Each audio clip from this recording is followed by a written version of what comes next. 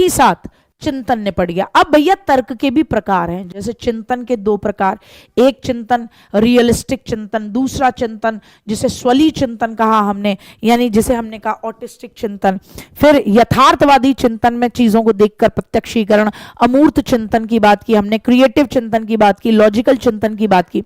ऐसे ही तर्क भी हैं। तो तर्क क्या है? तो हम कहेंगे एक है इंडक्टिव रीजनिंग, आगमनात्मक तर्क। क्या कहेंगे? आगमनात्मक तर्क। क्या कहेंगे? आगमनात्मक तर्क। आगमनात्मक तर्क या इंडक्टिव रीजनिंग क्या है कि पहले टीचर आपको उदाहरण दे और उदाहरण को देखकर पढ़कर आप खुद नियम निकालो। उदाहरण को देखकर या पढ़कर आप क्या निकालो? खुद से नियम निकालो।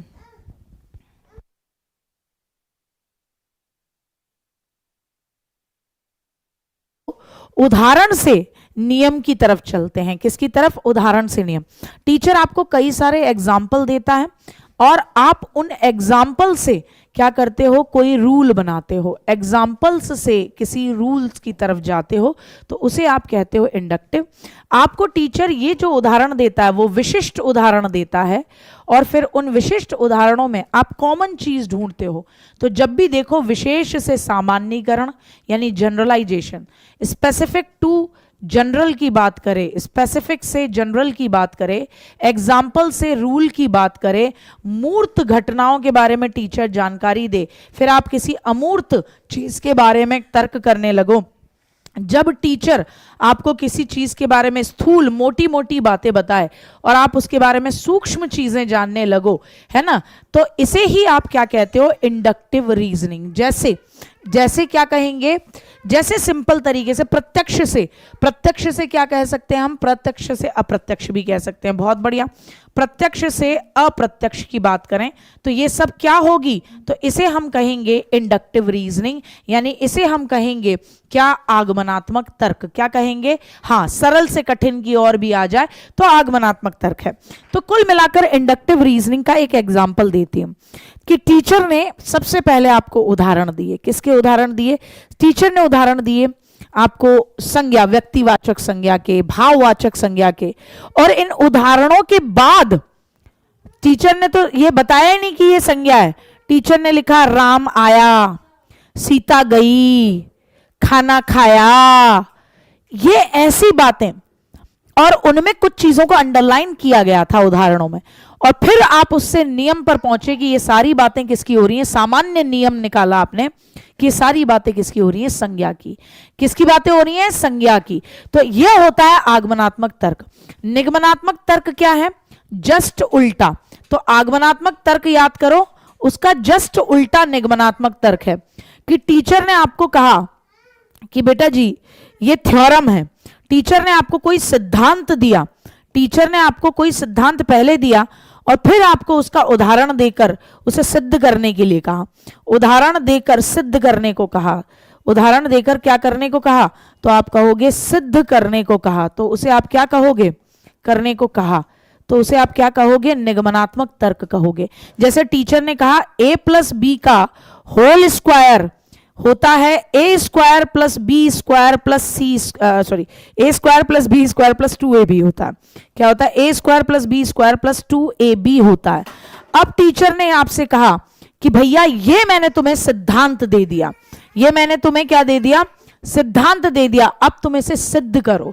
तो ये क्या करना है? बिल्कुल नियम से उदाहरण जस्ट उल्टा कर देना, ये निगमनात्मक तर्क है। आलोचनात्मक तर्क में क्या होता है? किसी भी व्यक्ति या वस्तु के, तो लिखेंगे किसी भी व्यक्ति, वस्तु या घटना के, किसी भी व्यक्ति, वस्तु या घटना के आप प्लस व माइनस यानी पॉजिटिव और नेगेटिव यानी गुण व दोष दोनों पर चर्चा कर सको।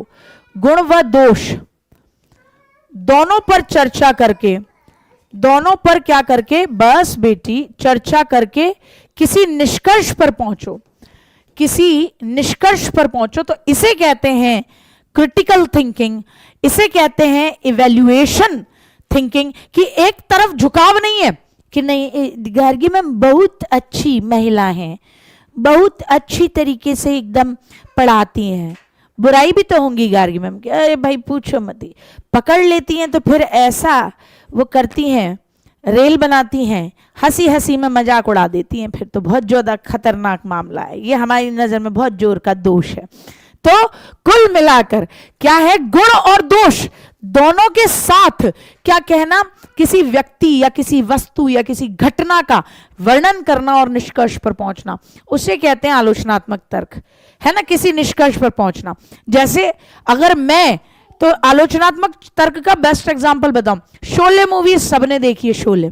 अमिताभ बच्चन हाथ मांगने जाते हैं किसके पास, गांव की बूढ़ी चाची के पास, और वहां जाके क्या कहते हैं, वैसे तो लड़का बहुत अच्छा है लेकिन कभी कभी शराब पी लेता है।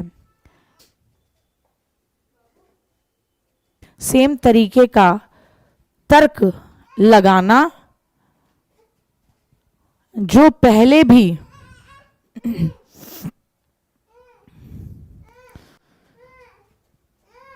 भी किसी समस्या के समाधान में लगाया गया है, किसी मिलती जुलती समस्या, पहले भी किसी मिलती जुलती समस्या।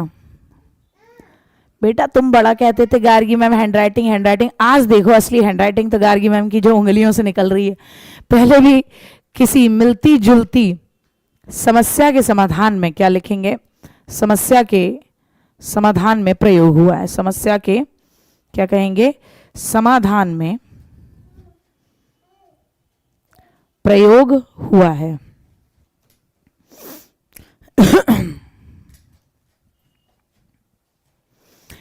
फिर क्या कहेंगे, डिडक्टिव यानी आपका आगमनात्मक, फिर कहोगे आप निगमनात्मक, तीसरा कहोगे आलोचनात्मक, चौथा है एनालॉजिकल रीजनिंग यानी कि जिसे आप कहते हो कैसा, एनालॉजिकल यानी सादृश्यवादी तर्कना। तो यहां तक कोई किसी भी तरीके की कोई परेशानी समस्या रही हो तो बताओ, क्योंकि फिर हम टॉपिक पर चल रहे हैं इमेजिनेशन। ये सब टॉपिक बहुत छोटे छोटे हैं। हाँ बताएं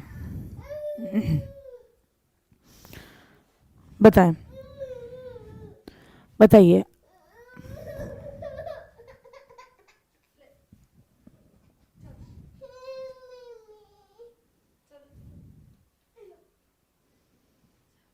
बताएं, कोई तो दिक्कत नहीं है। आगे बढ़े, बहुत बढ़िया, आ जाए। अब हम बात करते हैं इमेजिनेशन। देखो भैया यहां दो लोग हैं और राजस्थान के लिए ये बहुत बहुत इंपॉर्टेंट टॉपिक है यार, कहीं नहीं पढ़ते हो आप, ये यूपी टेट में नहीं पढ़ते आप, ये दुनिया के किसी भी टेट में आप ये टॉपिक नहीं पढ़ते हो, लेकिन कल्पना टॉपिक से एक क्वेश्चन आपका राजस्थान की उसके अंदर रीट के अंदर जरूर आता है। तो कल्पना को समझना, दो बंदे हैं, एक मैकडूगल भैया, एक जेम्स ड्रेवर भैया, इन्हीं दो का क्लासिफिकेशन है कल्पना को लेकर, और वो क्लासिफिकेशन तुम्हें याद करना पड़ेगा, एक नहीं दो नहीं 3 बार याद करना पड़ेगा। वो एक पिक्चर बना दी है मैंने, उसके बेसिस पर आप अच्छे से याद कर लेना, बाकी मैं समझाऊंगी, तो बिल्कुल ठंडा दिमाग रखो अपना। आ जाओ भैया,